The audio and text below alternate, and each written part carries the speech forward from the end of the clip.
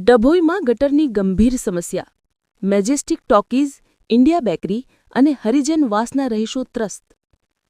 ડભોઈ શહેરના મેજેસ્ટિક talkies, India bakery અને હરિજન વાસ વિસ્તારના સ્થાનિક રહીશો છેલ્લા ઘણા સમયથી ગટરની ગંભીર સમસ્યાને કારણે ભારે પરેશાની ભોગવી રહ્યા છે.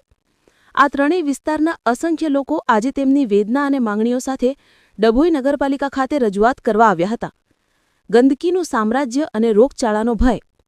રહીશોના જણાવ્યા અનુસાર તેમના વિસ્તારમાં ગટરના પાણી ઉભરાવાને કારણે ભયંકર ગંદકી ફેલાઈ ગઈ છે. ગટરનું ગંદુ પાણી રસ્તાઓ પર ફરી વળ્યું છે, જેના કારણે તીવ્ર દુર્ગંધ ફેલાઈ છે. સ્થાનિકોને સતત બીમાર પડવાનો ભય સતાવી રહ્યો છે. ગંદા પાણીના કારણે રસ્તાઓ પર લીલ એટલે કે શેવાળનું જાડું થર જામી ગયું છે, જે અત્યંત લપસણું છે.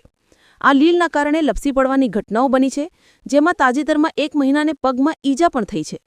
લગ્ન પ્રસંગો પણ મુશ્કેલ. ગટરના પાણીના નિકાલની સમસ્યા એટલી ગંભીર છે કે સ્થાનિક લોકો તેમના લગ્ન પ્રસંગો અને અન્ય સામાજિક કાર્યો પણ પોતાના ઘરે યોજી શકતા નથી.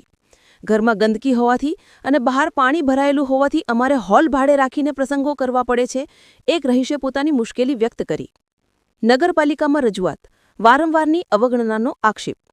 સ્થાનિકોએ જણાવ્યું કે તેમણે અગાઉ પણ આ સમસ્યા અંગે નગરપાલિકાને વારંવાર રજૂઆત કરી છે, પરંતુ આજ સુધી તેનો કોઈ નક્કર નિકાલ આવ્યો નથી.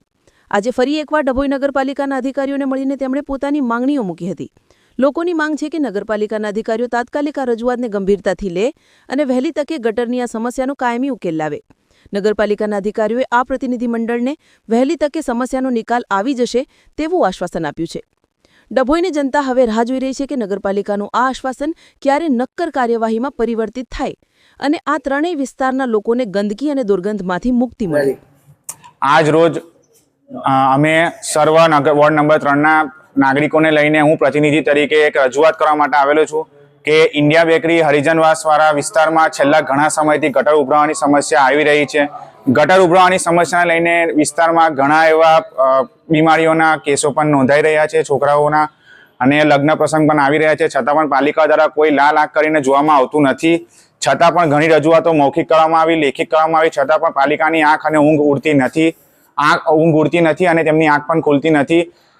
ચોંકાવનારી વાત અને આશ્ચર્યની વાત એ છે કે આ જ વિસ્તારમાં પાલિકાના ચૂંટાયેલા સભ્યો પણ રહે છે, છતાં પણ સભ્યોને અને રજૂઆત કરવા છતાં પણ અમારી રજૂઆતોને સાંભળવામાં આવી નથી. ત્યારે જઈને તમામ લોકોની રજૂઆત સાંભળીને મેં પ્રતિનિધિ તરીકે તમામને લઈને નગરપાલિકા રજૂઆત કરવા માટે અમે આવ્યા છીએ, જેમાં સીઓ સાહેબને અમે લેખિતમાં રજૂઆત કરી છે, લેખિતમાં અરજી આપીને રજૂઆત કરી છે. તેમણે અમને બાંહેધરી આપી છે કે નજીકના સમયમાં જ આ સમસ્યાઓનું કાયમી ધોરણે સોલ્યુશન લાવવામાં આવશે.